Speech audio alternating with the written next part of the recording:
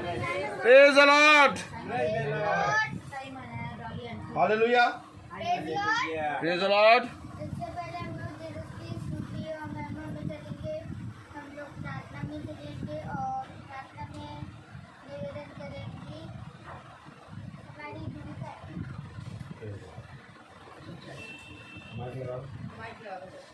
बस ऐसे ही पकड़ा रहो, प्रार्थना करें।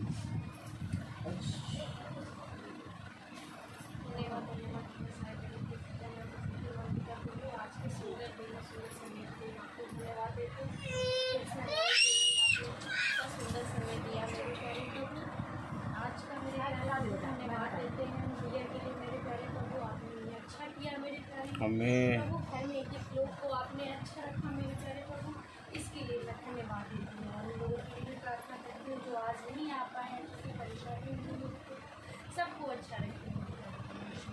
छोटी सी प्रार्थना को यीशु नाम में मांगते हैं, आमीन। तो आइए हम लोग गीत गा सकते हैं। गीत का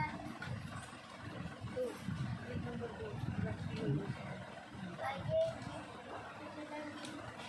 हम गीत नंबर लेंगे तो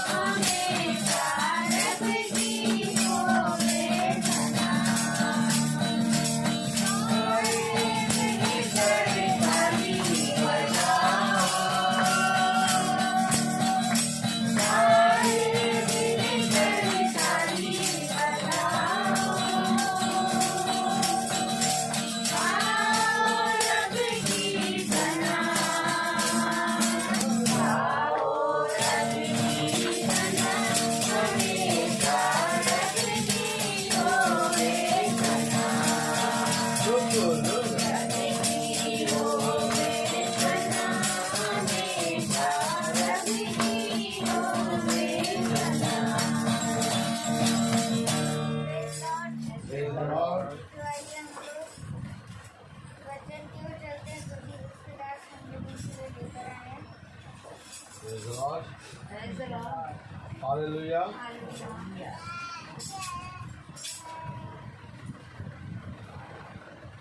Praise the Lord. हम सब अब अपने स्थानों पर खड़े हो जाएं, जो खड़ा हो सकता है। Praise the Lord. और हम निकालेंगे नीति वचन और उसका 13वां अध्याय और पहली आयत से हम तीसरी आयत तक पढ़ेंगे। आप पापा हालेलुया। आइए पापा, आ वहीं बैठिए। आइए, यहाँ आइए। हाँ, इसलिए आगे ऊपर बढ़ जाओ। ये आप बैठ जाते हैं ना। बस बैठिए। हालेलुया। नीति वचन उसका 13वां अध्याय और उसकी पहली, दूसरी, तीसरी आयत पढ़ेंगे हम सब। बुद्धिमान पुत्र पिता की शिक्षा सुनता है, परंतु ठट्टा करने वाला बुड़की को भी नहीं सुनता। सज्जन अपनी बातों के कारण उत्तम वस्तु खाने पाता है, परंतु विश्वासघाती लोगों का पेट उपद्रव से भरता है। जो अपने मुंह की चौकसी करता है वह अपने प्राण की रक्षा करता है, परंतु जो गाल बजाता है उसका विनाश हो जाता है। खुदावन अपने पढ़े गए वचन को और सुनने वाले कानों को अपनी आत्मा से भरे। आमीन। हम सब अपने स्थानों पर बैठिए। मेरे प्यारे भाई बहनों,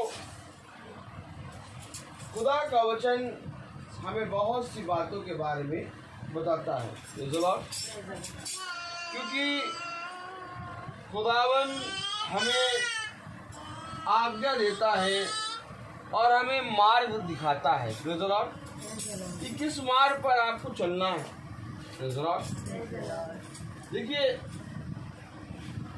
उसने आदम और हव्वा को जब बनाया तो उसने बता दिया कि देखो ये वाटिका है और इस वाटिका के सारे वृक्षों के फल तुम खाओ, लेकिन वाटिका के बीच के वृक्ष का फल तुम ना खाना।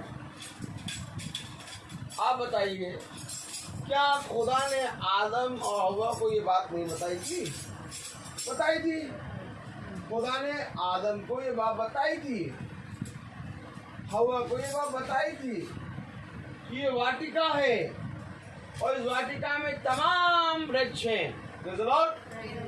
इन सारे वृक्षों के फल तुम खा लो, लेकिन एक वृक्ष है जिसका तुम फल कभी ना खाओ।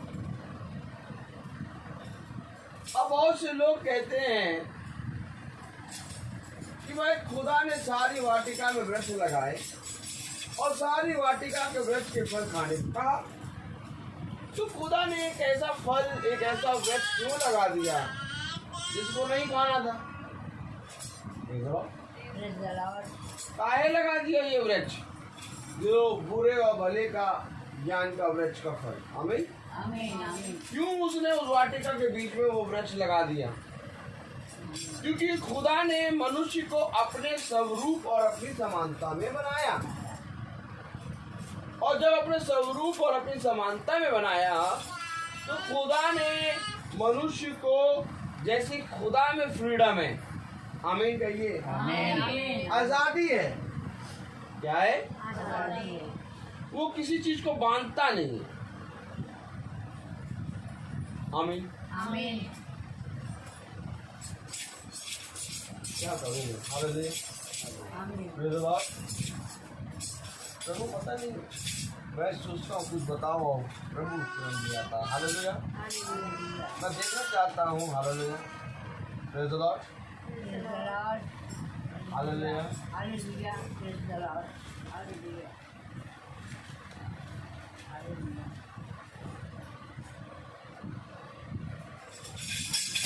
चलिए एक आयत पढ़े, इसको देखिए, ताली हो जाइए, क्योंकि मेरा खुदा इतना महान है कि जैसे ही यहाँ मुंह से शब्द निकलता है वैसे ही वो आयत दे देता है।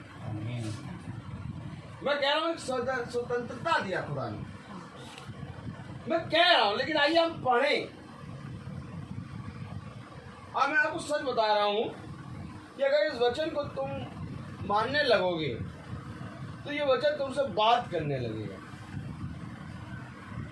आप सबसे बड़ा उदाहरण देख लीजिए, सबसे बड़ी गवाही है ये, आज अभी हुई है गवाही। अगर आप इस गवाही को देख सकते हैं, बच्चा को बोलेगा भी थोड़ी देर में शांत हो जाएगा, चुप हो जाएगा, उसकी और ध्यान ना देना। मैं तुमको बता रहा हूं कि अगर तुम खुदा की गवाही को देख सकते हो तो अभी इसी समय तुम गवाही देख सकते हो।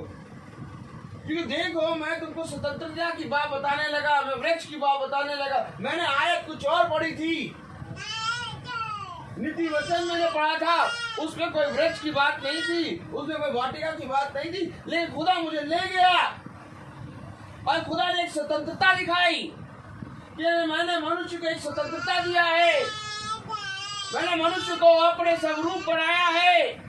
और जब मैंने मनुष्य को अपने स्वरूप बनाया तो मैंने उस वाटिका के बीच में जब एक वृक्ष का फल लगाया तो मैंने मनुष्य को एक स्वतंत्रता दी, और इसी स्वतंत्रता को लेकर खुदा ने एक आयत दे दी। दूसरा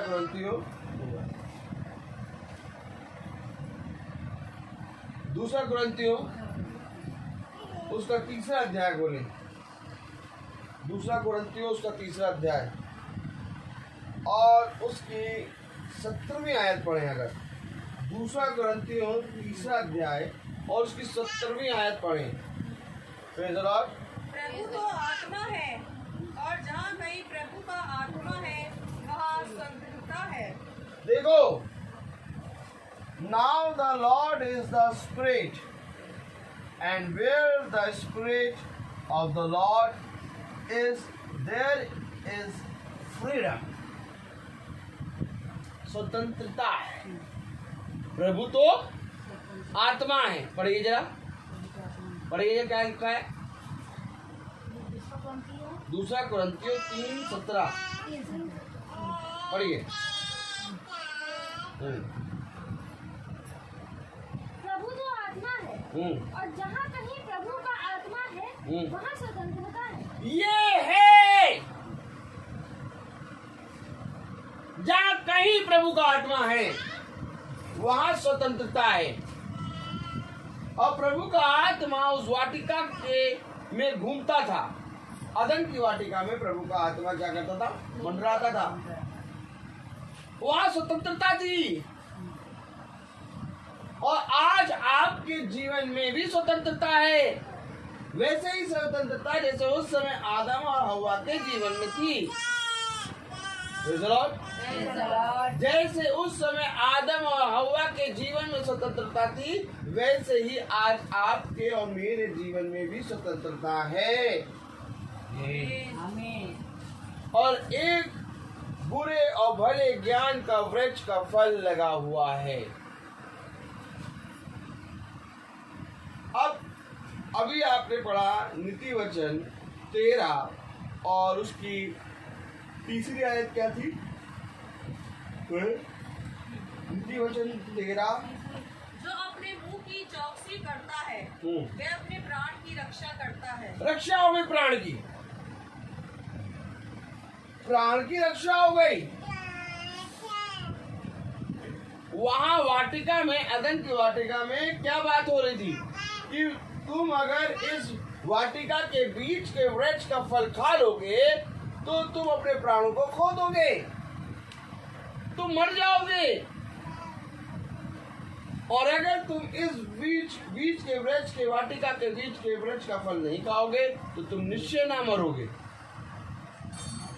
आमीन, आमीन।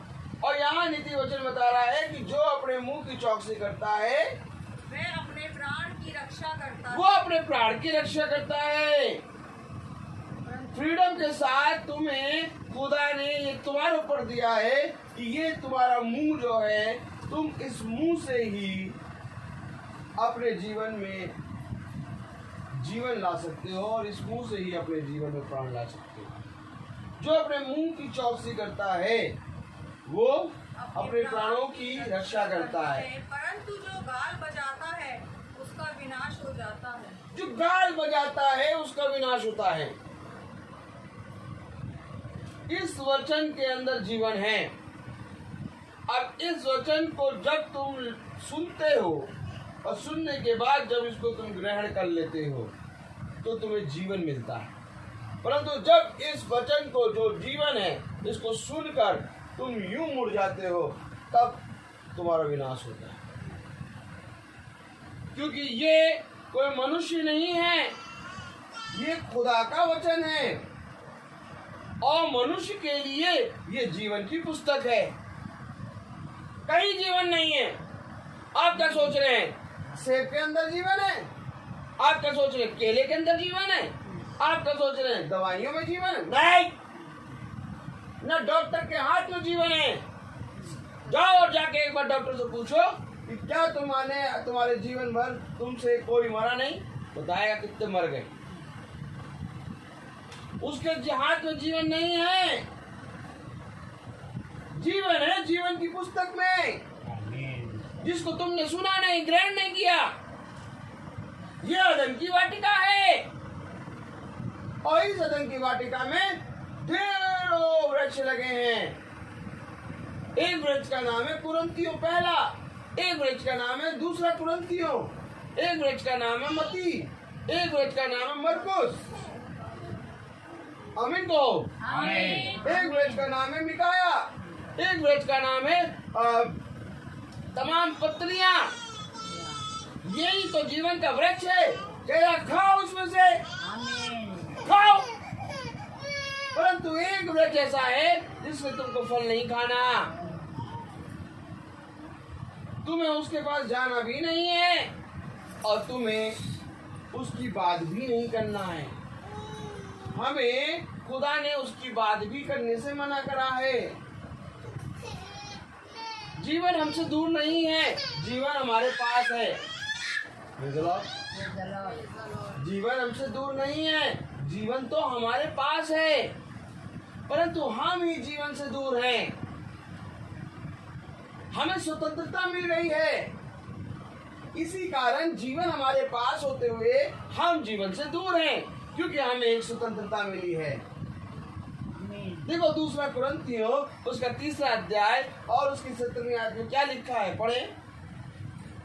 प्रभु तो आत्मा है, प्रभु तो आत्मा है और जहाँ कहीं प्रभु का आत्मा है वहाँ स्वतंत्रता है। जहाँ कहीं प्रभु का आत्मा है वहाँ स्वतंत्रता है। संसार में ऐसी कोई जगह नहीं जहाँ खुदा ना हो, हर जगह स्वतंत्रता है।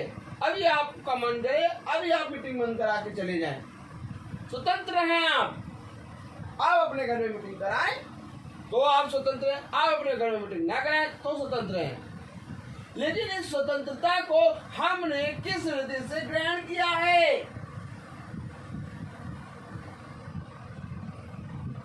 एक तरफ खुदा का कलाम कह रहा है कि देखो खुदा तो आत्मा है।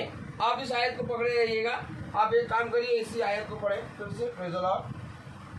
प्रभु तो आत्मा है और जहाँ कहीं प्रभु का आत्मा है वहाँ स्वतंत्रता है। वहाँ स्वतंत्रता है। Praise the Lord. पढ़िए फिर से एक बार पढ़िए, जरा धीरे धीरे पढ़िए। प्रभु तो आत्मा है और जहाँ कहीं भी प्रभु का आत्मा है वहाँ स्वतंत्रता है। खुदा का कलाम कह रहा है जहाँ कहीं खुदा का आत्मा है, मेरे साथ कहिए, खुदा का आत्मा है वहाँ स्वतंत्रता है। वहाँ स्वतंत्रता है। अब कौन है? अय्यूब की पत्री उसका 1 अध्याय। समझिए समझिए, जहाँ कहीं खुदा का आत्मा वहाँ स्वतंत्रता। लेकिन जब इस स्वतंत्रता में रह के कोई प्रभु को जान जाता है तब एक बाड़ा बनता है। अय्यूब उसका 1 अध्याय, ठीक है। आप वो आयत खोलिए, खुदा तो आत्मा है। हाँ, आप पढ़िएगा आयत 17वीं आयत, और आप पढ़िएगा बेटा अय्यूब 1 अध्याय और उसकी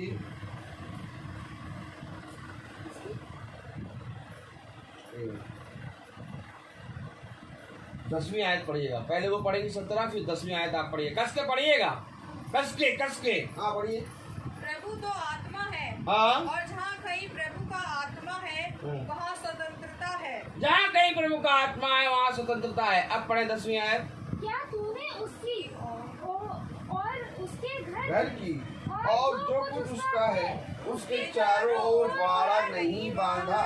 समझो वचन, एक तरफ बाड़ा है और एक तरफ स्वतंत्रता है। शैतान कह रहा है क्या तूने उसके घर और उसके जीवन के चारों ओर बाड़ा नहीं बांधा? बाड़ा बंधा है अय्यूब के चारों ओर। और यहाँ पर दूसरा कुरिन्थियों बता रहा है प्रभु तो आत्मा है और जहाँ कहीं प्रभु है वहां स्वतंत्रता है। जाओ खाओ पियो कुछ करो। लेकिन जो खुदा को जानता है, जो जीवन की पुस्तक को जानता है, वो स्वतंत्रता में भी बाड़े में रहता है, क्योंकि उसको मालूम है कि मैं जैसे ही इस बाड़े को पार करूंगा वैसे ही मृत्यु। क्या धन्य है वह जो यहोवा के बाड़े में रहते। आज आपको क्या चाहिए? स्वतंत्रता चाहिए कि एक बाड़ा चाहिए? जिसको जिसको स्वतंत्रता चाहिए वो हाथ उठाए, और जिसको जिसको बाड़ा चाहिए वो हाथ उठाए। अब समझिए बात को। हम आज तक केवल इस बात को कहते हैं कि हम खुदा के बाड़े में बंधे। हम आज तक खुदा से कहते हैं कि खुदा अपने लहू का बाड़ा हमारे घर में बांध दे। कहते हैं कि नहीं? प्रार्थना में करते हैं कि नहीं? खुदा अपने पवित्र लहू का बाड़ा हमारे घर, हमारे जीवन के चारों ओर बांध। तो फिर हम गाल बजाने वाले कैसे होंगे? जब बाड़ा बंधा तो गाल बज नहीं सकता, क्योंकि जो कोई अपने मुंह की चौकसी करता है वो अपने प्राणों की रक्षा है। बाड़ा तो यही है। अब तुम वो ना कर पाओगे जो तुम करते थे, परंतु यदि तुम जो करते थे वही तुम करते हो तो तुम स्वतंत्र हो। हमें खुदा के बारे में रहना है, चाहे कुछ भी हो जाए, चाहे कोई भी हमें गाली दे दे, चाहे कोई भी हमें श्राप दे दे, चाहे कोई भी हमें लूट के चला जाए, चाहे कोई भी आके हमारे प्राणों को ले ले, लेकिन हमें इस बारे में रहना है। ये जीवन की पुस्तक है और इससे जीवन तब मिलेगा जब तुम इसके कहे गए पे चलोगे। कोई नहीं चल रहा आज इसके कहे गए। इसको पढ़ते हैं सब। मैं क्यों दिखा रहा हूँ आपको इतना खुल के? खुदा का आत्मा दिखा रहा है।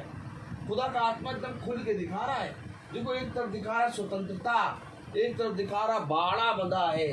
वो भी कोई और नहीं, शैतान गवाही दे रहा है। शैतान कह रहा है तूने तो उसके घर, उसके जीवन और उसके सारे कामों के चारों ओर बाड़ा बना, यानी उसका एक बाड़ा है और वो है खुदा का आत्मा। वो खुदा के आत्मा के अगेंस्ट जाके कोई काम नहीं करता। लेकिन जो कोई खुदा के आत्मा के अगेंस्ट चला जाता है वो मृत्यु में चला जाता है। जब तक आदम और हव्वा खुदा के आत्मा में रहे, उसके निज भाग में रहे, लेकिन जैसे ही वे बाहर जाके फल खाने लगे वैसे ही वो उस बाड़े और उस निज भाग से दूर हट गए। क्या परिणाम हुआ आपके सामने? आज आपके सामने, हम सब के सामने परिणाम है कि हर एक मनुष्य मरता है। नहीं थी मृत्यु, मृत्यु जैसी कोई चीज ही नहीं थी। प्रभु ने तो अपने समानता में बनाया मनुष्य को। अगर प्रभु ने अपनी समानता में बनाया तो प्रभु तो कभी मरता नहीं, तो मनुष्य भी कभी नहीं मरता। लेकिन ये मृत्यु कैसे आ गई? क्योंकि उन्होंने उस स्वतंत्रता में रह के प्रभु के बाड़े को तोड़ दिया। प्रभु तो आत्मा है और जहां कहीं प्रभु है वहां स्वतंत्रता है। मैं नहीं बल्कि वचन कह रहा है। और ये स्वतंत्रता उसने, क्योंकि मनुष्य को अपने स्वरूप बनाया, मनुष्य को दिया। ये स्वतंत्रता उसने मनुष्य को दी, क्योंकि खुदा आत्मा है और जहां आत्मा रहता वहां स्वतंत्रता रहती है। और खुदा ने मनुष्य को अपने स्वरूप बनाया, इसलिए खुदा स्वतंत्र है तो मनुष्य भी स्वतंत्र है, लेकिन खुदा कोई भी बुराई नहीं करता, क्योंकि वो अपने वचन में बना रहता है। और वही चीज उसने मनुष्य से चाहा कि देख, मैंने तुझे अपनी समानता में बना दिया, मैंने अपने स्वरूप बना दिया, मैंने तुझे स्वतंत्र बना दिया, तू जा और जाके पृथ्वी को अपने अधिकार में कर ले, परंतु इस वाटिका के बीच के वृक्ष का फल ना खाना। ये क्यों वाटिका का बीच का वृक्ष रखा? ताकि प्रभु ये देखना चाहता था कि इस स्वतंत्रता में रह के ये मुझे जानकर मेरे पास आता है कि नहीं। मनुष्य ने यही कर दिया कि प्रभु का इनकार कर दिया और उस स्वतंत्रता का फायदा उठा के उस बुरे और भले ज्ञान के वृक्ष का फल खाया। आज भी हमारे पास बाड़ा है, और बाड़ा है ये बाइबल, ये बाइबल है बाड़ा। और अगर तुम चाहो तो इसी वाटिका के बीच के वृक्ष के फल ना खाओ, और बल्कि इस वाटिका के सारे वृक्षों को खाओ और बहुत आराम से अपने जीवन को जियो। कोई तुम्हें छूने ना पाएगा, तुम इस बाड़े के अंदर रहोगे। मैं आज तुमको खुदा की आत्मा में कह रहा हूं, कोई नहीं छूने पाएगा। लेकिन जब तुम बाड़ा तोड़ते हो तब तुम अपने घर पर विपत्ति उठाते हो। कलाम में लिखा है, मैंने यही कहा, कलाम में लिखा है, जो अपने मुंह की चौकसी करता है वो अपने प्राणों की रक्षा करता है, परंतु जो कोई गाल बजाता है वो उसका विनाश करता है। किसका विनाश कर रहे हो? अपने आप का। कोई फायदा नहीं है मीटिंग होने से, कोई फायदा नहीं है वचन का प्रचार करने से। वचन का प्रचार, वचन मीटिंग तब सफल होती है जब हम उसकी सुने, उसको फॉलो करें। फॉलो करना है हमको इसको। कोई ऐसा मनुष्य नहीं है जिस पर शैतान हावी ना हो। हर एक मनुष्य पे शैतान हावी होता है, परंतु खुदा का कलाम कहता है ये अवश्य है कि तुम्हें ठोकर लगेगी। क्या नहीं खुदा का कलाम कहता? ये अवश्य है कि तुम्हें ठोकर लगेगी, परंतु मैं तुमको सच कहता हूँ कि मेरा दाहिना हाथ तुम्हें थाम लेगा। आमीन। कैसे थाम लिया? क्योंकि वो बाड़े में है। तुम्हारे पास समय होगा कि तुम अपनी घटी का उत्तर दे सको। जब तुम्हारे साथ कोई मनुष्य बुरा करता है तो उसी समय तुम भी उसके साथ बुरा कर सकते हो, ये तुम्हारी स्वतंत्रता है। परंतु जब तुम उसी समय अपने आप को बुरा करने से रोक लेते हो तब तुम अपना युद्ध खुदा के हाथ में रोक देते हो, और तब खुदा उस युद्ध को लड़ने आता है।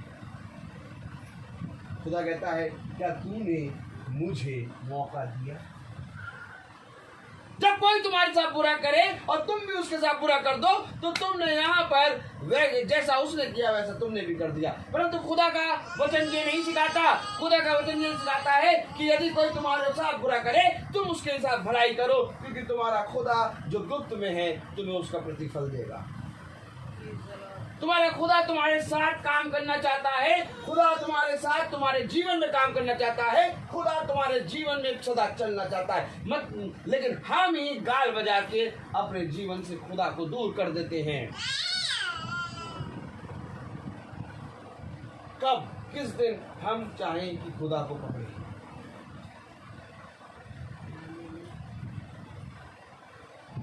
देखो, उसने कहा सब कोई तुम्हारा साथ छोड़ देगा, परंतु मैं तुम्हारा साथ कभी ना छोड़ूंगा।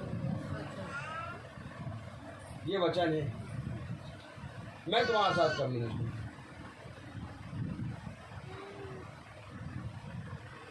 आपस में लड़ झगड़ के आज जो हम सब साथ बैठे हैं, ये खुदा है। आमीन। लड़ाई झगड़ाई हुई, एक दूसरे को बुरा कहा और एक दूसरे को लेकिन आज साथ में बैठे हैं, ये वचन की सामर्थ है। और जिस समय लड़ाई झगड़ाई होती थी वो भी नहीं होती अगर हम इस पर बने रहते। शैतान आके तुरंत सबसे पहले तुम्हारे पैर को, जो भूमि के ऊपर है, उस पैर को, तुम्हारे पैर को सबसे पहले धक्का मारता है। आपको मालूम है शैतान कहाँ धक्का मारता है? पैरों। खुदा ने कहा स्थिर रहे, स्थिर, चट्टान की नहीं स्थिर। सबसे पहले शैतान कस के आएगा और तुम्हारे पैरों पे मारेगा और फिर ध्यान से गिरोगे। और जैसे गिरे वैसे ही बस टुक गाल बजाना वाला बन गया। जितना प्रभु का वचन था, जितना सुना था, सब बह गया। लेकिन अगर मनुष्य स्थिर होगा और खुदा की ओर दृष्टि करेगा तो ये अवश्य है कि वो ठोकर मारेगा, परंतु ये घर बना, ये नहीं गिरेगा। अर्थात धन्य है वो मनुष्य, बुद्धिमान है वो मनुष्य जिसने अपना घर चट्टान पे, परंतु हाय उस मनुष्य पर जिसने अपना घर बालू पे बनाया। तूफान आया, नीचे से टक्कर मारी, बालू बह गई, आम। और जो चट्टान पे खड़े हो और चट्टान है यीशु मसीह, तो फिर तो आए जितने भी पानी मारे, जितना भी कुछ करे। आप क्या चाहते? आप क्या चाहते कि मैं 2 गाने 3 गाने गाऊं और आशीषों के वचन बोल के चला जाए? तो भैया ऐसी प्रार्थना मैं नहीं कर सकता। करने दो बच्चे को, वचन पे कान लगाओ। प्रार्थना तो खुदा जब किसी के घर जाता है तो उससे बात करता है, मीटिंग करता है उससे, उसको बताता है कि तूने क्या किया। ऐसा नहीं है कि खुदा उसकी गलती पे हंसता है, बल्कि उसकी गलती रियलाइज करा के उसे कहता है पश्चाताप कर, ताकि इस तेरे पश्चाताप के कारण एक बार फिर से मैं तेरे जीवन में आ पाऊं। पश्चाताप है। आज जब तक हम इस पृथ्वी पर जीवित हैं तब तक हमें पश्चाताप करना पड़ेगा। और पश्चाताप किसी मनुष्य के सामने जाके ना करना, नहीं। पश्चाताप अपने पापों को स्वीकार करके अपनी गलती मानने का एक स्थान है, और वो है प्रभु के निकट आना। मेरे पास आओ, मेरी सुनो और मेरे वचन पे कान लगाओ, तब तुम जीवित हो। अपने पापों को पश्चाताप करके खुदा के सामने जाओ, मानो, तब जो खुदा तुम्हें गुप्त में देखता है वो तुम्हारे पापों को क्षमा कर देगा और वो तुम्हें एक नया बल देगा। आमीन। और जब वो तुम्हें नया बल देगा तब तुम उकाब के समान होगे। हमारे जीवन में स्वतंत्रता है, आपको मालूम है? हमारे जीवन में बहुत बड़ी स्वतंत्रता है। अर्थात जो संसार का व्यक्ति जो स्वतंत्र है, जो रह रहा है, जिसके ऊपर प्रभु का बाड़ा नहीं बन रहा, जो एकदम स्वतंत्र है, कुछ भी कर सकता है, उससे ज्यादा स्वतंत्रता प्रभु अपने बाड़े के अंदर देता है। अब कहिए आमीन। आमीन। मैं आपको सच बता रहा हूँ कि एक स्वतंत्रता तो वो है जो संसार के हर मनुष्य के पास है। चलो कुछ भी करो, गाली बको, बुरा देख लो, गंदा देख लो, बुरी पिक्चर देख लो, व्यभिचार कर लो, कुछ भी कर लो, किसी के साथ बुरा कर लो, एक ये स्वतंत्रता है। परंतु एक स्वतंत्रता वो है जो प्रभु के बाड़े में है। लेकिन जो स्वतंत्रता प्रभु के बाड़े में है, वो स्वतंत्रता जो स्वतंत्र है मनुष्य, उससे कई ज्यादा बड़ी है। आमीन। क्योंकि जो मनुष्य स्वतंत्र है वो केवल पृथ्वी पे काम करेगा। खुदा कलाम कहता है तुम पृथ्वी के हो और तुम पृथ्वी की बातें करते हो। क्योंकि जो मनुष्य खुदा की दृष्टि में स्वतंत्र है वो केवल पृथ्वी में स्वतंत्र है। वो स्वर्ग और अंधलोक और स्वर्गदूत और प्रभु की बात कभी नहीं करेगा। परंतु जो प्रभु के बारे में है वो पृथ्वी पर भी स्वतंत्र है और स्वर्ग में भी स्वतंत्र है। आमीन। तुम स्वर्ग में भी कहीं पर जा सकते हो, क्योंकि पिता कहता है ये तेरा राज्य है, ये तेरा घर है। पिता ने कहा मैं जाता हूँ और तेरे लिए अपने जैसा एक घर बनाऊंगा, जहाँ मैं रहता हूँ वहां मैं तुझे अपने साथ ले जाऊंगा। अर्थात तेरे लिए स्वर्ग नहीं, अर्थात एक घर है। आप बताओ, ऐसी स्वतंत्रता देखिए आप लोगों ने, जो स्वतंत्रता से भी बड़ी हो। अब बाड़ा देखो जाए कितना बड़ा है प्रभु का। जिसको स्वतंत्र कर रखा है वो तो केवल पृथ्वी में घूम रहा है, लेकिन जो बाड़ा खुदा ने बांध रखा है वो पृथ्वी और स्वर्ग दोनों तरफ घूम रहा है। अब मैं पूछूं तुमसे, क्या मूसा स्वर्ग पे नहीं चढ़ गया? आमीन तो कहो। आमीन। अब मैं तुमसे पूछूं, क्या क्या यूसुफ स्वर्ग पे नहीं चढ़ गया? सीढ़ियां लग गई।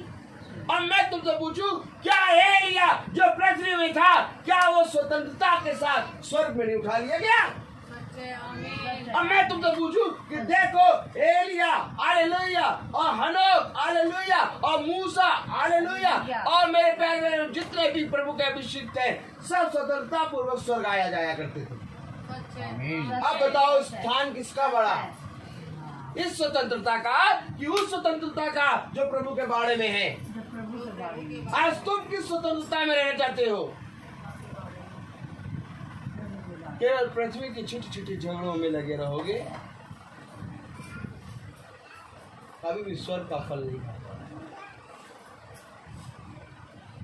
जिस दिन तुमने इस वचन से इन छोटी लोमड़ियों को मानना शुरू किया, ये छोटी लोमड़ियां हैं जो जंगल में छुपी रहती हैं। जंगल में शेर से खतरा नहीं रहता, छोटी छोटी लोमड़ियों से खतरा रहता है। खुदा कहता है बड़ी बुराई को ना ढूंढ, छोटी बुराइयों को अपने जीवन से ढूंढ। काटते जाओ प्रभु की आत्मा में, ये जो छोटी छोटी बुराइयां हैं इनके पेड़ काटते जाओ। एक दिन तुम्हें पता क्या दिखेगा? अपना घर स्वर्ग जैसा। आपको मालूम है प्रभु ने आपके घर को स्वर्ग बना दिया, लेकिन हमने ही उस स्वतंत्रता को जो प्रभु ने हमें दिया, हमने ही उसका गलत उठाया। होगा जब तुम प्रभु में बढ़ोगे तो बंधन होंगे, कलेश होंगे, लोग तुम्हारे बारे में बुरा कहेंगे।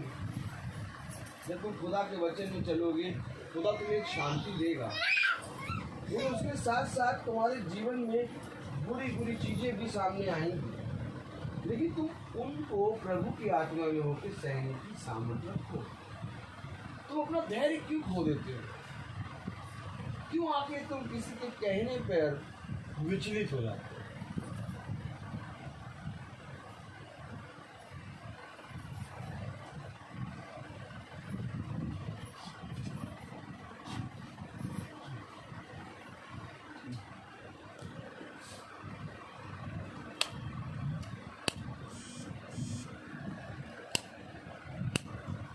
अच्छा, ये देखिए, ये सब लाइट को देखिए, सामने देखिए लाइट को। हाँ ये देखिए, ये क्या जल रही है? बोलिए जल रही है। ऐसे नहीं बोलिए, जल रही है। बुझ गई। जल रही है, बुझ गई। देखिए सब सामने देखिए, सामने देखिए, जल रही है, बुझ गई।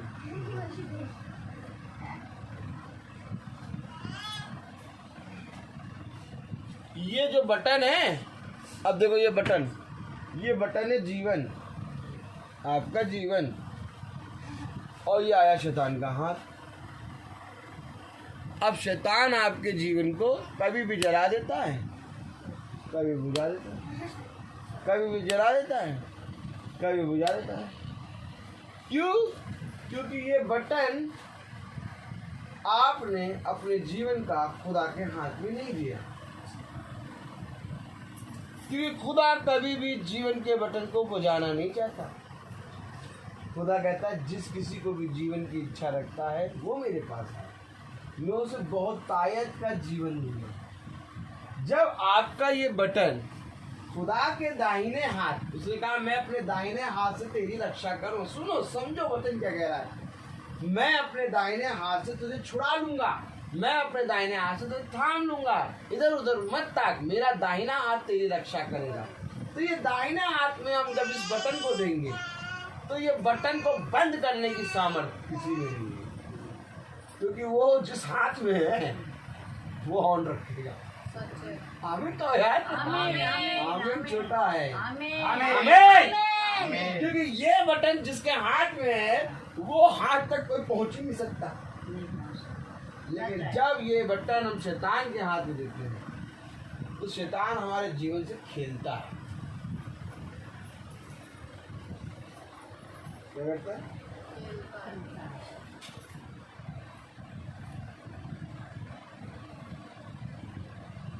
उसको मजा आती है।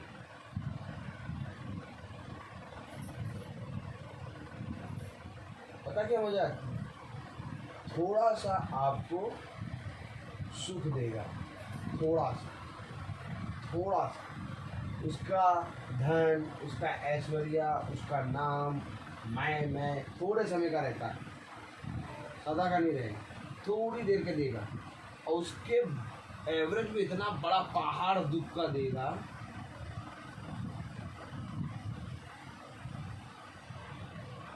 समझिए आप, जैसे चूहे को फंसाने के लिए आप छोटी सी रोटी लगाते हैं। देखिए वचन ऐसा भी है क्या? यस, जैसे चूहे को फंसाने के लिए आप छोटी सी रोटी लगाते हैं, मक्खन लगा के और लगा दी। अब चूहा आया और चूहा खाने में तो जब खा रहा होगा तो उसे बहुत मजा आएगी। अब पूरी जब ब्रेड लगेगी पूरी खा लेगा, उसको मालूम ही नहीं कि पीछे रास्ता बंद हो गया।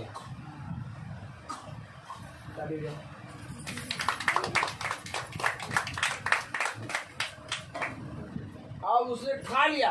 अब जैसे ही मुड़ा निकलने के लिए, जैसे मुड़ा निकलने के लिए क्या हुआ?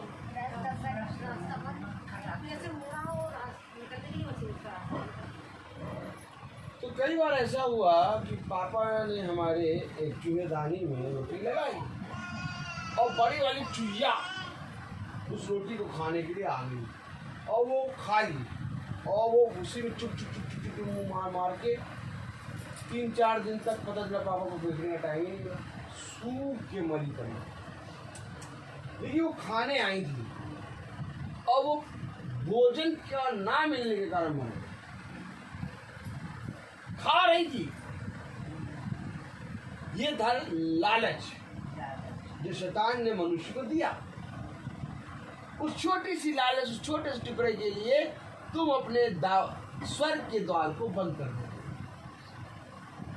और नरक में भूखे प्यासे अपने जीवन को।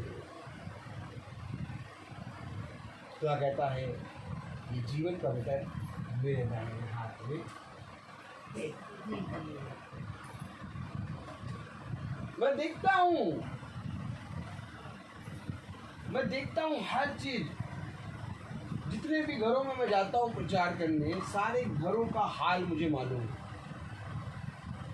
एक एक चीज मुझे मालूम है। खुदा मुझे बताता है सब घरों का, कहाँ पर क्या है, कहाँ पर क्या नहीं। क्यों? क्योंकि वचन वैसे ही आएगा, वचन वैसे ही आएगा वहां पर। क्योंकि अगर मुझे नहीं खुदा बताएगा तो मैं अपने मन का बात कह के चला जाऊंगा और आपको वचन समझ में नहीं आएगा। लेकिन जहां घाव लगा है वहीं पर खुदा का आत्मा आके मल्लम लगाता है। ये खुदा का काम है। आमीन। आमीन। खुदा ने कहा भले चंगों को वैद्य की जरूरत नहीं पड़ती। जाओ जाके देखो, मीटिंग कोई नहीं करा रहा। क्यों? भले चंगे कैसे? भले चंगे भैया मीटिंग क्या कराए? और मीटिंग करा ले। क्यों? किस लिए कराएंगे? क्यों? किस लिए? क्या बात है? मीटिंग है आज, कोई बात है क्या? किस चीज की मीटिंग है? ऐसे बोलिए। अगर आपने किसी को बताया भैया आज हमारे यहाँ मीटिंग है, तो बहुत से लोग ऐसे बोलिए किस चीज की मीटिंग है? बोलिए, ऐसे बोलिए किस चीज की मीटिंग है? किस चीज की मीटिंग है? क्यों? वे कहाँ जा रहे हो डॉक्टर के पास? क्या हो गया? क्या हो गया? क्या हो गया? क्या हो गया? डॉक्टर के पास जा रहे हो? क्या हो गया? मुझे क्या हो जाता ना, तुम डॉक्टर के पास जा रहा हो और तुम वहीं कभी पहुंच जाओ। हाँ भाई कहाँ जा रहे हो? डॉक्टर के पास जा रहे हो। क्या हो गया? क्या हो गया? क्यों? उसको मालूम है कि डॉक्टर के पास जा रहे, बीमार है। तो इसी तरीके से आज मीटिंग क्यों करा रहे हो? क्या कोई काम हो गया? कुछ हो गया क्या? और मीटिंग इस तरह से हो गई है। और मीटिंग को लोगों ने यही नहीं जाना कि मीटिंग हमारा जीवन है। आमीन। खुदा यीशु मसीह स्वर्ग छोड़ के पृथ्वी पे आ गए मीटिंग करने। अब वो मीटिंग आज सब दूसरों के घर में हो रही है तो लोग पूछे क्या वे कोई कुछ बात होगी, किस चीज की मीटिंग?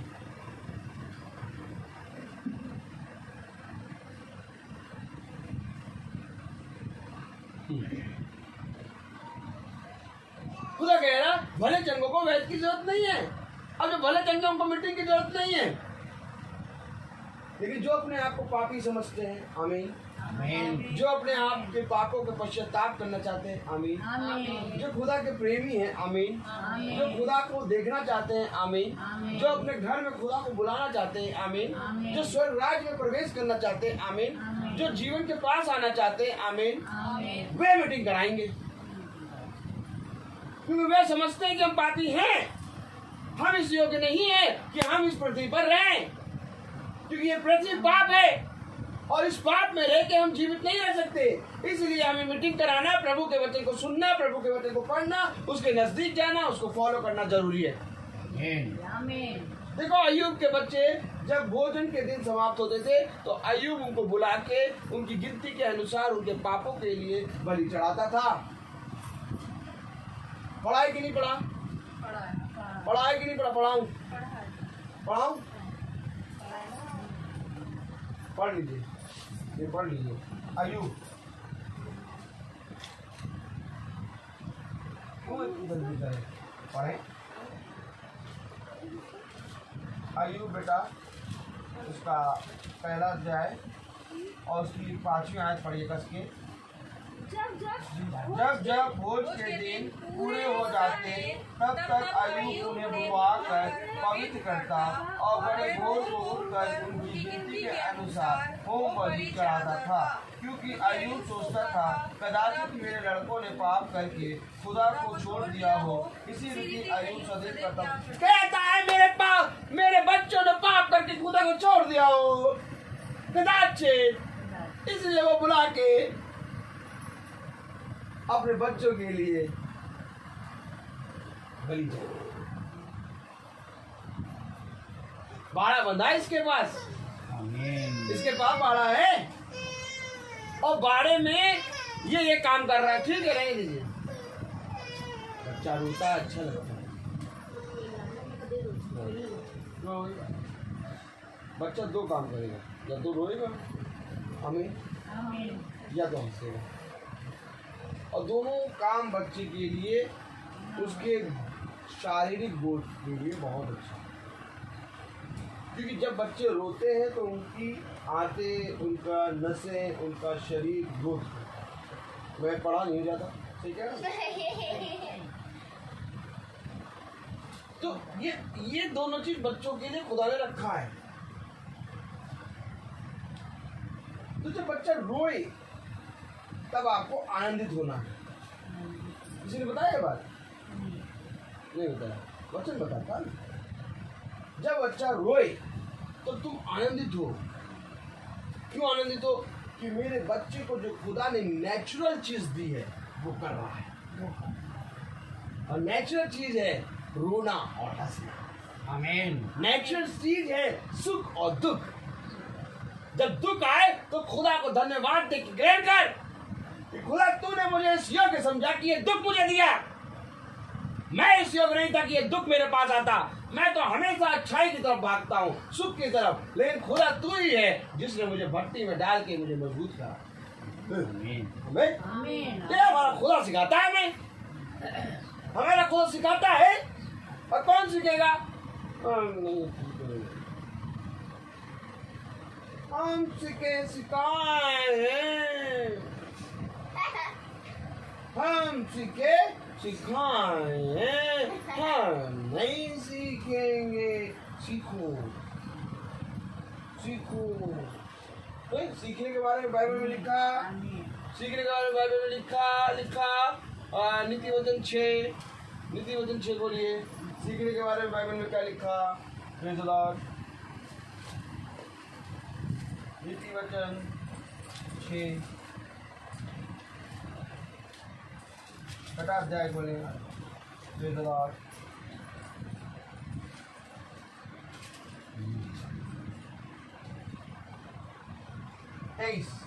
6:23 पढ़ेंगे। पढ़ने दो बच्ची को भी पढ़ने दो। खोल ले इतने तक कितना प्यार से खोल ले, तब तक खोजी की तरफ खोल ले। वेरी गुड बेटा। जब कुछ खोज रहा तो रुको, क्या इतना समय लग गया। हम लोग आए इसलिए, हम लोग आए इसलिए। मम्मी ढूंढ लेगी, बता तो ऐसे रही जैसे सारा चिट्ठा तुम्हारे पास लिखा है। 6:23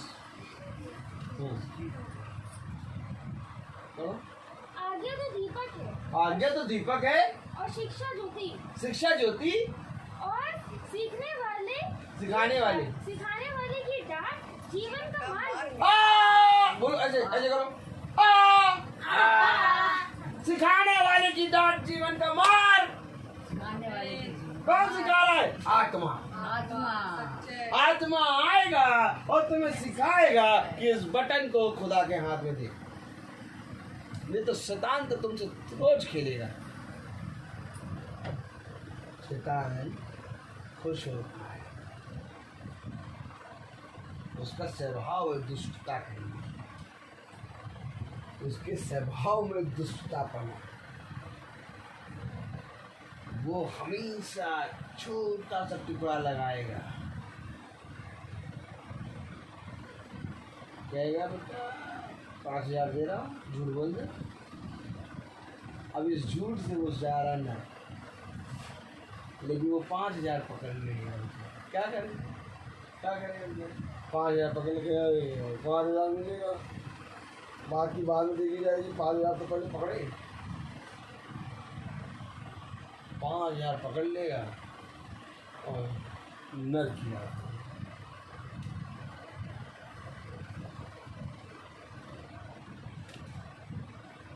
अब इतने बड़े धूर्त से कैसे बचेंगे?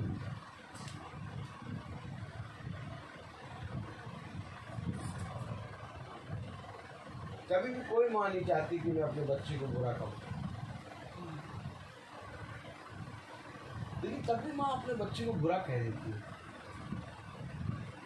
जब मैं माँ कभी भी बच्चे को बुरा नहीं कहना चाहती, लेकिन तब भी वो बुरा कह देती है, तो उसके अंदर से कौन काम कर रहा है?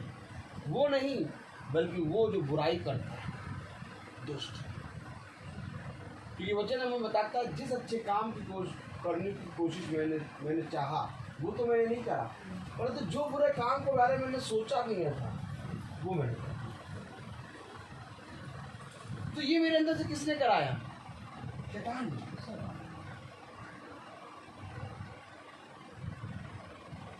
आज हमें अपने बेटे, अपनी बहू, अपनी बेटी, अपने पुत्र, अपने पति, अपने बच्चों से नहीं लड़ना है।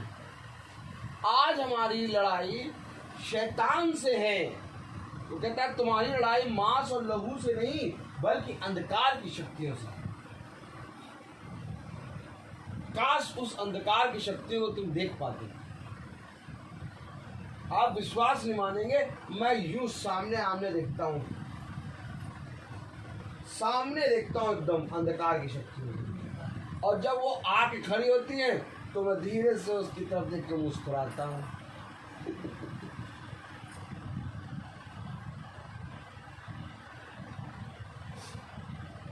और जब मुस्कुराते हैं तो अंधकार की शक्ति कहती हमारा सारा मेकअप खराब हो गया, हमने तो सोचा था ये डर के मारे भागेगा, लेकिन ये तो हमको देख के मुस्कुरा रहा है, इसके पास हम क्यों आ गए? हम तो उसके पास जाएंगे जो हमको देख के डरता है।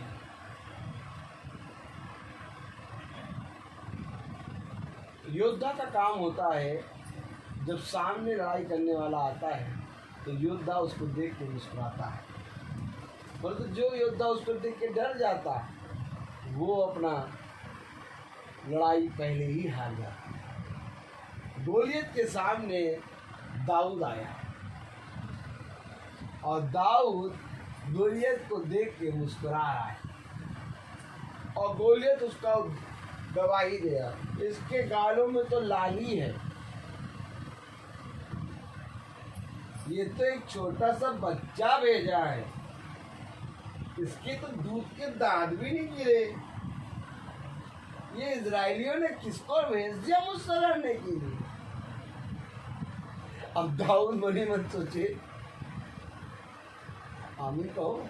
आमीन। दाऊद मनी मत सोचे मैं तो बच गया भैया, लेकिन मैं ये सोच रहा हूँ कि तुझे मेरे खुदा के हाथ से कौन बचाएगा।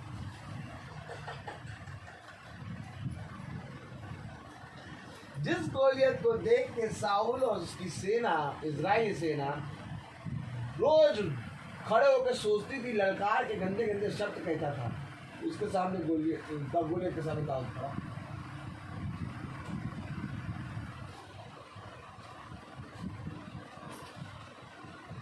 ये अंधकार की शक्तियां गोलियत हैं और इन अंधकार की शक्तियों के सामने हमारा शरीर दाऊद के समान एक बचकाना है।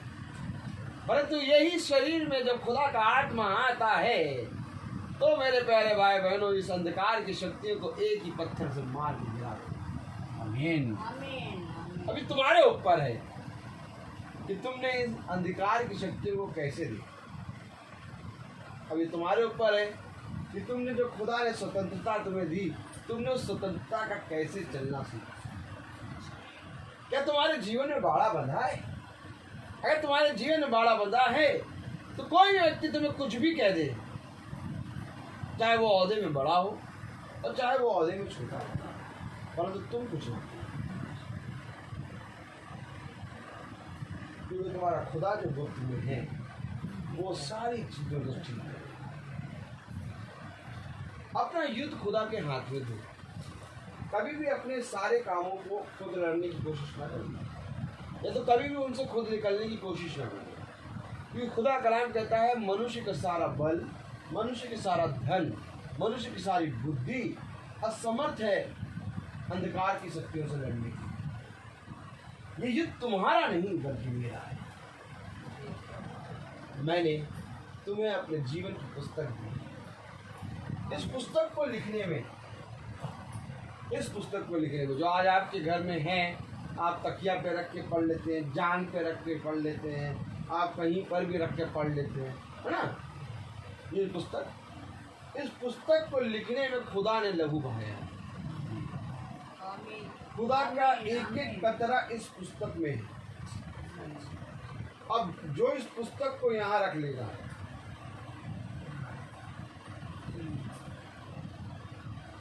तेरा वचन मेरे लिए दीपक और मेरे मार्ग की ओर उजाला। अब जो कोई इसको यहाँ रखेगा तो पहले चलेगा वचन और फिर चलेगा वो मनुष्य। देखो, मैं तुम्हें कुछ दे तो नहीं सकता क्योंकि मैं एक मनुष्य हूँ। मैं अपने जीवन में कुछ नहीं कर सकता, तो मैं तुम्हारे जीवन में क्या दे सकता? मेरे पास ना कोई सामर्थ्य है और ना ही मेरे पास इतनी बुद्धि है और ना ही मेरे पास इतना बल और ना ही मेरे पास इतना धन कि मैं तुम्हें अपने जीवन से बहुत कुछ दूँ। मैं एक शून्य हूँ, एक मिट्टी का लौंदा हूँ, एक रेत का कण हूँ जिसको कोई भी मनुष्य यूँ हथेली पे रख के फूंक देगा वो उड़ जाए। लेकिन हाँ, जो मेरे पास है मैं तुम्हें वो देगा, मेरे खुदा का वचन, क्योंकि मैं जानता हूँ यही वचन ने मुझे थामा। और आज जो मैं तुम्हारे सामने खड़े होकर प्रचार कर रहा हूँ, आज उसी वचन की सामर्थ्य है जो मैं इस वचन में था। ये तो मैं तो कब का ढह गया होता। आप सब संसार की चीजों के पीछे हैं और आप पीछे मुड़ते तो पाते ही नहीं कि ये पिंटू या तो रोहित कोई था। मैं कब का ढह गया होता, क्योंकि मेरे जीवन में ऐसा समय आया कि मैं खड़ा नहीं हो सकता था, लेकिन उसने मुझे हर समय में खड़ा किया और आज उसने मुझे इस लेवल पे ला के खड़ा कर दिया कि वो अपने वचन से मुझको बताता है और मैं उसके वचन को लेकर जब लोगों के पास जाता हूँ तो उनके हृदय, उनकी डूबती हुई नैया फिर से तैरने लगती। ये खुदा का वचन है और मैं यही चाहता हूं कि हम सब भाई बहन इसके प्रति ईमानदार, क्योंकि इसके प्रति जब आप ईमानदार बनेंगे तब मीटिंग का रखना, वचन को सुनना, वचन को पढ़ना सब सफल हो जाएगा। परंतु अगर हम वचन को ही ना माने तो हम अपने घर में 3 मीटिंग रखा लें, 4 मीटिंग रखा लें या रोज वचन पढ़ें, माने ना अगर तो हमारा सब करना व्यर्थ,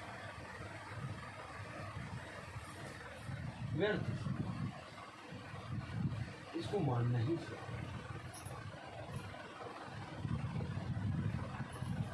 आज हमारे घर में अगर कोई वचन में कमजोर है तो खुदा का कलाम कहता है तुम वचन में जाओ, तुम इतना बढ़ो, इतना बढ़ो, इतना बढ़ो कि तुम्हारे अंदर से ज्योति प्रकट हो, और जब ज्योति प्रकट होगी तो जितने कमजोर हैं वो अपने आप ही ये वचन का कहना है। खुदावन यीशु मसीह ने कभी नहीं कहा मेरे साथ चलो लोगों को छुड़ा के, कहा मेरे पीछे हो ले अगर तुझे होना है। खुदावन यीशु मसीह ने कहा, बल्कि ये कहा तुम अगर जाना चाहते हो तुम भी जाओ। कभी भी खुदा ने बर्डन नहीं करा कि नहीं मेरे पीछे आओ। क्यों नहीं करा?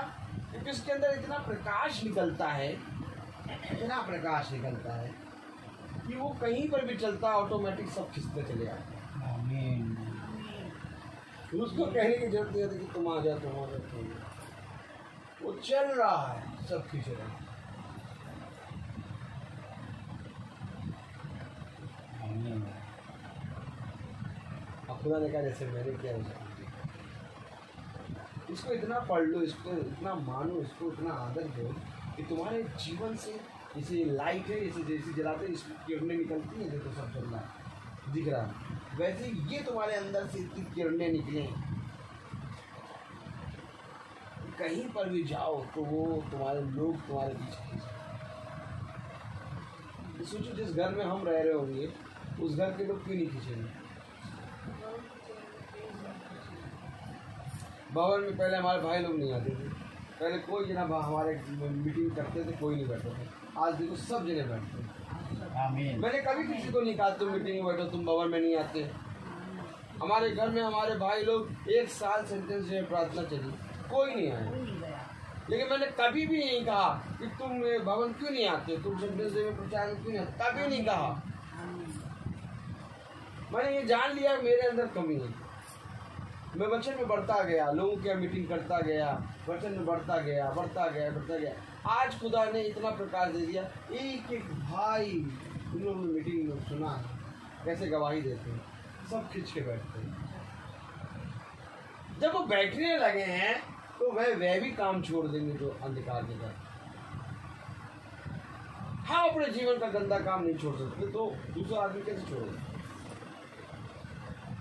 लेकिन हाँ, ये है जो सब कुछ छुड़ाने की सामर्थ्य, इसमें हमको बढ़ाना, वह अपने आप ही खींचे चले। जब वो बैठने लगे हैं तो किस लिए बैठ रहे हैं? क्योंकि प्रभु उनसे बात कर रहा है। अरे इतनी बात हो जाएगी उठ के पूरा चलने लगेंगे। आमीन। आमीन। बैठने का मतलब प्रभु ने पकड़ लिया, प्रभु का काम हो रहा है, सारी बात हो अपने खुदा के सारी बातें अपने खुदा के दाहिने हाथ में। आनंद आता है खुदा के साथ चलने में, आनंद आता है उसके साथ रहने में। आमीन। अगर हम ही सबको खींच लाएंगे तो फिर ये वचन का क्या मायने रहा? हम जो खींचते हैं तो वो खींचता नहीं है, लेकिन जब हम वचन में बढ़ते हैं तो इस वचन के सामर्थ्य से लोग खिंचाते हैं। तब हमारा विश्वास इसके प्रति बढ़ता है कि हाँ, प्रभु ही ज्योति है, यही वो प्रकाश है जो खींचने की सामर्थ्य रखता है। इसलिए उसने कहा सबसे पहले अपने आप को पवित्र कर। इसलिए कहा उसने कि सबसे पहले तू वेदी पे आया है, अपने आँख का लट्ठा निकाल, अपने भाई को क्षमा, वो अपने आप ही खींचा है। बहुत प्यारा वचन। मैं तो अपने घर को छोड़ो, अपने परिवार में देख रहा हूँ। घर तो छोड़िए, मैं अपने परिवार में देख रहा हूँ आप लोगों को कितना अद्भुत काम हो रहा है आप लोगों के लिए। क्योंकि ऐसे ऐसे काम हो रहे हैं जिसको आप नहीं देख रहे, मैं देख रहा हूँ। बहुत अद्भुत काम आपके जीवन से हो रहा है। इसलिए शैतान बार बार बाड़ा मानता है, अड़ंगा मारता है कि इतने बड़े बड़े काम कैसे हो जा रहे हैं। लेकिन शैतान का मुंह काला होता है और फिर से खुदा इस घर को उसके। ये क्यों होता है बार बार? इसलिए होता है कि तुम्हारा विश्वास बढ़े।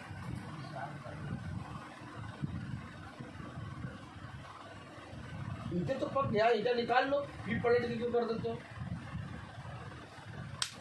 पराठा बना रहे, पराठा देखो, पराठा बना के डाला तवे पे, अब इधर घी लगा के ये करा, अब वहाँ पक गया, अब दोबारा दूसरी तरफ काय कर रहा हूँ, दूसरी तरफ काय कर काय करा दूसरी तरफ, वहाँ भी पको। तो एक पार्ट तो पक गया, अब जब से दूसरा पार्ट प्रभु ने रखा, प्रभु पकड़े, दोनों तरफ से पकाएगा प्रभु। और पूरा लाल पराठा, सुनो ऐसा पराठा खाने में मजा आता है, लाल पराठा, मम्मी लाल कर दो पराठा, हम लोग क्या है वैसे ही है। लाल पराठा कर दो, आराम से परत उतार के खाए, क्या आनंद है। तो बेचारे उससे पूछो पराठे से लाल होने में उसको कितना लगा होगा। तो प्रभु भी ऐसे ही हमें भी आग की भट्टी में डाल के लाल करता है। आमीन आमीन। ताकि तुम पूरी रीति से पक जाओ। तो ये छोटी मोटी चीजें जो होती हैं ये हमें लाल करती हैं, और जो छोटी मोटी चीजें लाल कर रही है उससे आनंदित हो। अरे वाह तुम आ गए, आओ यहाँ बैठो। अब दूसरे कह रहे हमें तो बैठा रहे हैं लोग, हम भगाते ही हमें बैठा रहे हैं, ये हमें आओ कर रहे, यहाँ आने की हमें मारेंगे, भागो यहाँ से। एक समय आएगा लड़ाई झगड़ा ये सारी चीजें एकदम चली जाएगी। आज सालों हो जाता है हम अपने घर में देखते हैं लड़ाई नहीं है। आज यहाँ पर तब शांति, घर घर के लोग पड़ा है। एक बहन ने मुझसे कहा फ़ोन करके 3 दिन पहले, मेरे बेटे का, छोटे बेटे का बर्थडे है, रिजॉइस आपका झुंड आए है। पहले मैं प्रेयर मीटिंग के लोगों से कहता था भैया करा लो, आज भी कहता हूँ, लेकिन आज लोगों के फ़ोन आना के कह रहे हैं भैया हमारे मीटिंग करनी। ये क्या है? ये खुदा का आत्मा है जो तुम्हें फलवंत करता है। जब फल लग जाएंगे पेड़ में तो अपने आप ही लोग आके तुम्हारे पेड़ के पास आके फल तोड़ेंगे। आमीन आमीन आमीन आमीन। तो इसी तरीके से हमारा ये घर भी है। अब प्रभु ने कहा मैसी खानदान पृथ्वी में बहुत बढ़ गया, अब मैसी खानदान मेरे वचन में खूब बढ़ेगा। और यही इसका सबसे बड़ा उदाहरण है कि आज मैसी खानदान में हर एक जना, चाहे ये मीटिंग हो कराता हो चाहे नहीं, लेकिन हर एक जना प्रभु को जानने लगा है, मानने लगा। मीटिंग कहीं ना कहीं ये सबसे बड़ा उदाहरण है कि खुदा ने इस मैसी परिवार को अपने वचन में भी बढ़ा दिया। और खुशी तो हमें ये होती है कि हमारा पूरा घराना बढ़ा है। जब हम देखते हैं लोगों को यहाँ वचन की आयतें लिख रहा है, कोई मीटिंग करा रहा है, कोई प्रभु के प्रति ईमानदार हो रहा है, धीरे धीरे सबको देखता हूँ मैं, व्हाट्सअप कर रहा हूँ, खुदा सबको कराता है। मुझे बहुत आनंद होता है। ये नहीं कि मैं ही आऊँगा मेरी मीटिंग कराऊँ, नहीं, आप प्रभु को जानो भाई, क्योंकि मेरा काम यही है। मेरा काम तो प्रभु का वचन बताना कि आप प्रभु में बढ़े। और अगर आप प्रभु में जैसे भी बढ़ रहे हैं बस प्रभु में बढ़ो। जिस संसार में बड़े हैं वैसे उससे कई ज़्यादा हमको प्रभु में बढ़ना।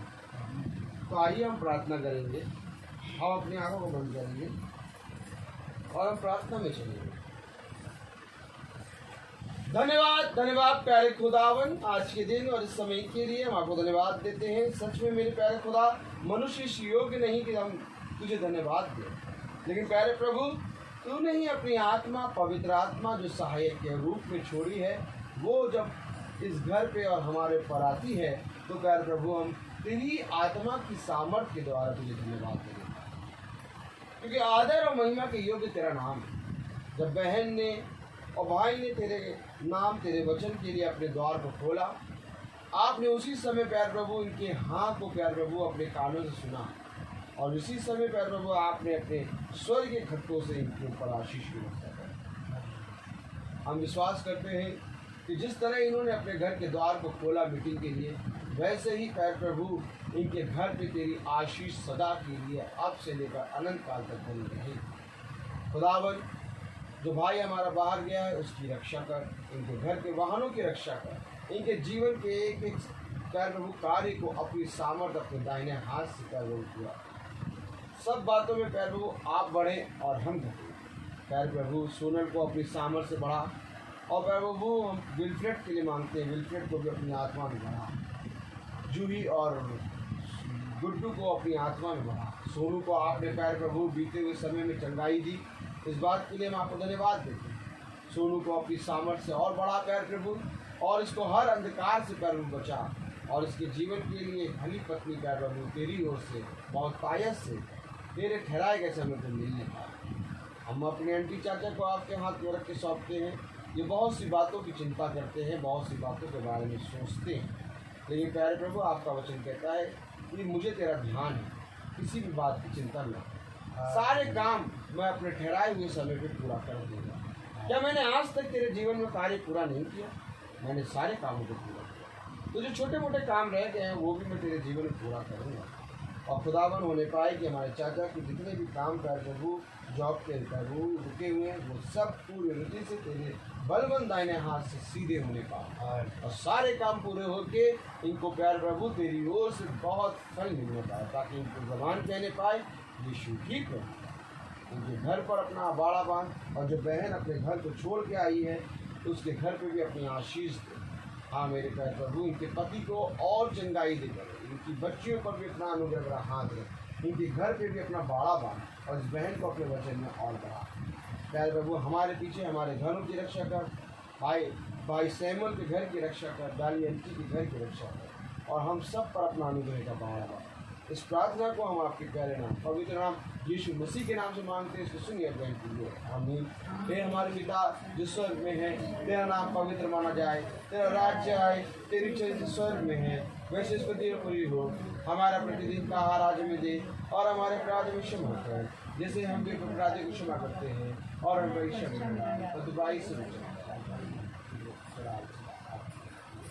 और हमारे खुदावन यीशु मसीह का फजल, खुदा बाप की मोहब्बत, पाप की रिफाकत और शराकत हम में से हर एक विश्वासी जन के साथ अब से लेकर अनंत काल तक होती रहे। आमीन। धन्यवाद धन्यवाद धन्यवाद, सारी आशीषों के सोते धन्यवाद धन्यवाद धन्यवाद धन्यवाद, सारी आशीषों के सोते धन्यवाद, सारी आशीषें आती ऊपर से। हालेलुया धन्यवाद धन्यवाद धन्यवाद, सारी आशीषों के सोते धन्यवाद। Thank you. Praise the Lord. God bless you. अरे यार ये खत्म हो गया था।